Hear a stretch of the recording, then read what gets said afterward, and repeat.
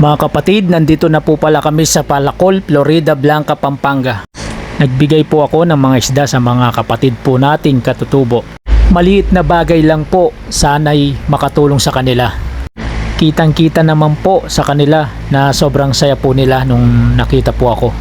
Sana po, para lalo pa tayong makatulong, kailangan ko po mga kapatid yung mga tulong nyo. Sa pamamagitan po ng pag-follow, share, and like nyo po. Malaking bagay na po yun mga kapatid. Gagawin ko po ang abot ng aking makakaya para po makatulong sa kanila. Sinama ko po ang aking mga anak upang mamulat po sila sa ganitong gawain na nakakalugod po sa ating Ama. Isang mahirap lang po ako, pero nakakatulong din po ako sa ibang tao dahil may tumutulong po sa akin, ang ating Diyos. Siya po ang nagbibigay ng lahat at gumagabay sa akin. Kaya nagagawa ko po ang lahat ng ito.